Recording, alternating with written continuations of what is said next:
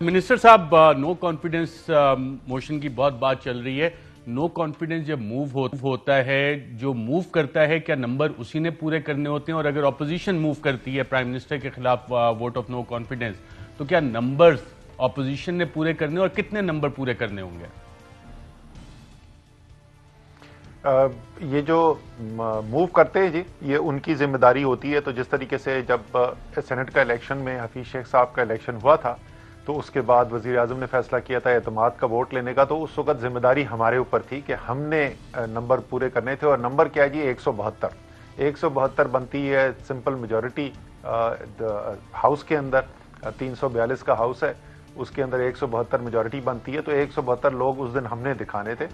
और अब जब वो अदम एतमाद की तहरीक लेकर आएंगे, तो अब यही जिम्मेदारी जो है, अगर वो लेकर आते हैं तो ऑपोजिशन के ऊपर होगी, उनके कंधों पर होगी। ये भी मैं साथ थोड़ा सा बताता जाऊं कि ये बात हो रही है कि स्पीकर के ऊपर करेंगे तो वो सीक्रेट बैलेट होता है। तो वो भी सीक्रेट नहीं है, क्योंकि हमने तो अपने सिर्फ लोगों को ये कहना कि आपने उस दिन जाना नहीं। जाहिर है उनको तो अदम एतमाद नहीं है स्पीकर के ऊपर, तो उनको तो वोट डालने की जरूरत नहीं है। तो जो अगर कोई जाता है, जिसका हमारे तो काफी यकीन है कि नहीं जाएंगे, लेकिन अगर कोई जाता है तो वो फिर खुल के सामने जाके वोट डालेगा, तो वो भी कोई सीक्रेट बैलेट नहीं है। तो ये बिल्कुल वाजे होकर सामने 172 लोगों को आकर उस दिन कहना होगा कि वो एतमाद नहीं रखते, फिर ये अदम एतमाद की तहरीक पास होगी, अगर उन्होंने ये जमा कराई। बिल्कुल। मिनिस्टर साहब, आपने 2 दफा कम से कम अगर का लफ्ज इस्तेमाल किया। हुकूमत में बैठे हुए आपके पास बहुत सी इनपुट और इंफॉर्मेशन भी होती है, वज़ीर आज़म भी यकीनन आपसे शेयर करते होंगे। जब आप 2 दफा बतौर एक सीनियर वजीर पीटीआई के लफ्ज इस्तेमाल अगर कर रहे हैं, तो आपको शक है कि अपोजिशन ये वोट ऑफ नो कॉन्फिडेंस नहीं लेके आएगी और नंबर शायद पूरे ना कर सकें? मैं तो देखिए, नंबर तो आज तक वो कभी पूरे नहीं कर सके हैं। अगर का लफ्ज मैं इसलिए इस्तेमाल कर रहा हूं कि ये तो एक मौसमी बीमारी की तरह आती है। पीडीएम वो अक्टूबर के वक्त शुरू हो जाता है शोर शराबा, और वो मार्च के आखिर में ख़त्म हो जाता है। तो ये तो हर साल ही हम देखते हैं। और मेरे ख्याल में जब से हुकूमत आई है उसके 6 माह बाद से तो हम यही सुनते आए हैं कि अगले बस 1 महीने में और 2 महीने में और 3 महीने में हुकूमत गई। और ये अदम एतमाद की भी हमने बहुत कहानी सुनी है। उसी जो वोट था जिस वक्त हफीज शेख वाला वोट हुआ, उसके बाद भी हमने सुनी, फिर बजट के वक्त ये सुनी, फिर अभी से चंद महीने पहले भी हो रही थी। तो उनकी आखिर में क्या करते हैं, इसलिए मैं अगर का लफ्ज इस्तेमाल कर रहा हूं। अगर उन्होंने उनके बयानात और उनके एक्शंस के अंदर तजाद ना होता तो मुझे अगर का लफ्ज ना इस्तेमाल करना पड़ता, लेकिन मुसलसल हमें तजाद नजर आया है।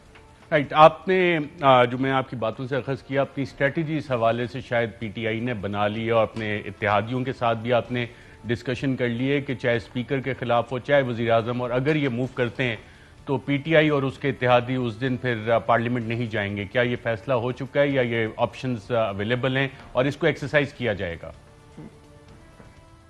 ये तो मंतकी सी बात है ना जी। हमने तो वोट डालना, हमें तो वोट डालने की जरूरत ही नहीं है। ये तो जिम्मेदारी उनकी है, उन्होंने लाके बंदे वहां पे पूरे करने, और 172 आदमियों ने वोट करना है उनके हक में, उनकी तहरीक है। तो ये तो सारी जिम्मेदारी उनकी है। तो हम अपने जो हुकूमत के काम कर रहे हैं वो अपनी हुकूमती जिम्मेदारियां निभाएंगे, जो बाकी लोग हैं वो अपने हल्के के अंदर काम करेंगे। हमें उधर खजल ख्वार होने की क्या जरूरत है। बिल्कुल ठीक है। और इत्तेहादी आपके तमाम आपके साथ हैं या कि कोई शकूक व शुबहात हैं? क्योंकि अपोजिशन की जितनी मुलाकातें हुई और जिस तेज़ी के साथ मुलाकातें हुई हैं आपके इत्तेहादियों के साथ, चाहे वो एमकेएम हो, चाहे पाकिस्तान मुस्लिम लीग काफ हो, तो उससे आपको लगता है कि इत्तेहादी अभी भी साथ हैं या कि नहीं, कोई बैकग्राउंड में इन मुलाकातों के बाद इत्तेहादी डामाडोल हो रहे हैं? नहीं, ये अभी तक तो हमें कोई ऐसी सूरत हाल नहीं नजर आ रही। और उनमें से कुछ के तो है वाज़ेह बयानात भी सामने आ चुके हैं आपके। सियासी मुलाकातें करना, आखिरकार वो हैं हुकूमत के इत्तेहादी, लेकिन वो अपनी अपनी एक सियासी हैसियत रखते हैं। वो अपनी जमात की उनकी सियासत भी है, और उसके अंदर वो लोगों से मिलते जुलते रहते हैं, उसमें कोई ऐसा हर्ज भी नहीं है। लेकिन ना उन्होंने कोई ऐसी ख्यालात का इजहार किया है कि कोई नाराज़गी है या कोई वजह है कि जिसकी वजह से वो साथ ना चल सकें। और ये भी आपको ज़ाहिर है याद ही है कि तकरीबन जब भी ये इस किस्म की फ़ज़ा बनाई जाती है तो साथ के साथ ये भी स्टोरी चलाई जाती है कि ये बस अब इत्तेहादी गए और सारे इत्तेहादी नाराज़। वो अल्हम्दुलिल्लाह हमारे बिल्कुल साथ खड़े रहे हैं, सारे मुश्किल वक्त में भी साथ खड़े रहे। और ये भी मैं कह दूँ, ऑन एयर कहना चाहता हूँ कि ये भी कहा जाता है कि जी वो ब्लैकमेल करते, कभी भी ऐसा नहीं हुआ। कभी एक दफा भी हमने ऐसी कोई सूरत हाल नहीं देखी जहां पे हमारा कोई भी इत्तेहादी जो है उसने अपना वोट मशरूत किया हो किसी भी चीज के अंदर। हाँ, कोई मुतालबात भी होते हैं, कभी कभी गिले शिकवे भी होते हैं, लेकिन कभी भी उनको वोट के साथ नहीं मशरूत किया हो। इस बार कोई मुतालबात सामने आए हैं? नहीं, हमारी जो ऑन गोइंग बातचीत चल रही होती है वही है, कोई नई चीज नहीं है, कोई ऐसी चीज नहीं है, कोई डिमांड सामने किसी ने नहीं रखी, बिल्कुल भी नहीं। फंड्स वगैरह की डिमांड, डेवलपमेंट वर्क्स करवाने हो हल्कों में मुख्तलिफ डेवलपमेंट प्रोजेक्ट्स की होती है। अमूमन क्या डिमांड्स होती हैं? अमूमन यही डिमांड्स होती हैं। डेवलपमेंट प्रोजेक्ट्स जिन इलाकों को रिप्रेजेंट करते हैं वहाँ उनके लिए कुछ केसेस के अंदर ये भी होता है कि जी हमें काबीना के अंदर और हमारी रिप्रेजेंटेशन होनी चाहिए।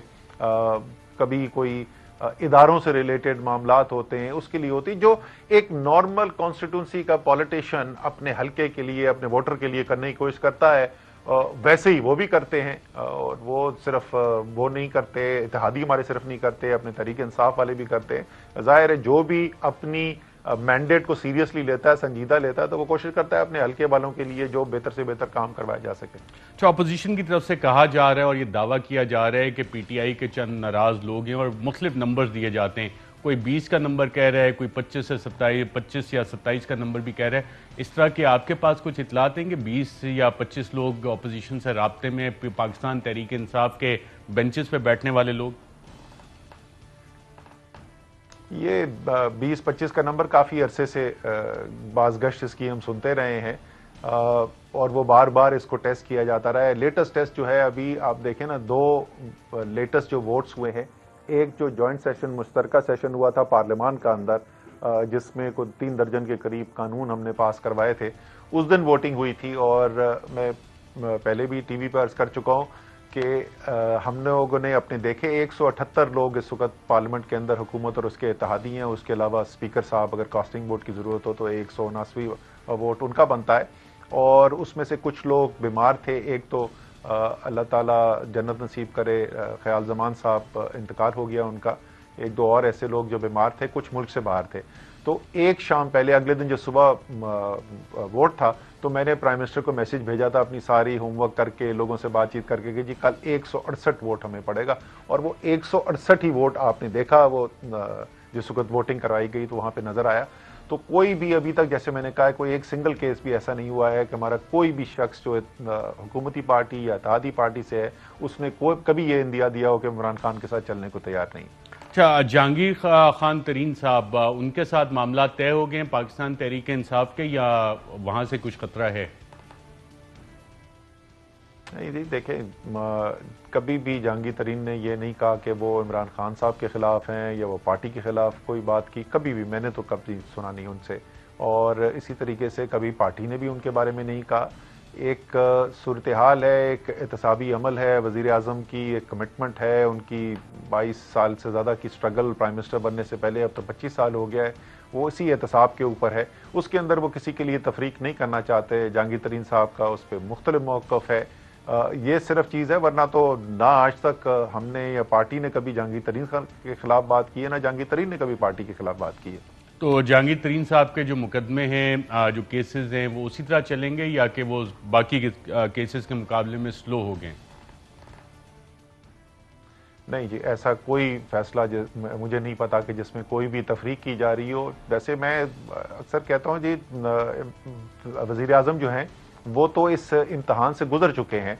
तो वो एक वो मॉरल स्टैंडिंग होती है ना, एक अखलाकी कुव्वत होती है। जो सुप्रीम कोर्ट का जब केस चला और उनसे सवाल पूछे गए, आज से 40 साल पहले की बातों के सवालात पूछे गए, ना उस वक्त वो कारोबार करते थे, ना वो किसी हुकूमती ओहदे पे थे, उसके बावजूद उन्होंने हर चीज़ का जवाब दिया। उन्होंने कभी भी ये नहीं कहा कि क्यों मुझे जवाब नहीं देना चाहिए। तो वो उस पूरे महीनों के एहतसाबी अमल से गुजरे। तो जब वो खुद अपने आप के ऊपर उन्होंने इस एहतसाबी अमल के ऊपर एतराज़ नहीं किया, तो वो ज़ाहिर है फिर ये नहीं हो सकता कि वो किसी और के लिए कोई दूसरा असूल इस्तेमाल करें। जो भी असूल है वो सबके लिए बराबर है। अहम तरीन खबरें अब एक क्लिक की दूरी पर। हर लम्हा बाखबर रहने के लिए सब्सक्राइब करें हमारा YouTube चैनल। अपने मोबाइल फोन से मुल्की और बैनुल-अक़वामी अहम खबरों तक रसाई के लिए डाउनलोड कीजिए मोबाइल ऐप। बामसूख ज़राए से मुसद्दिका खबरों, तज्जियों और तबसरों से मुस्तफीद होने के लिए विजिट कीजिए पाकिस्तान की सबसे बड़ी न्यूज वेबसाइट ARY न्यूज पहुंचा रहा है खबरें सबसे पहले आप तक, ताकि आप रहें हर लम्हा बाखबर।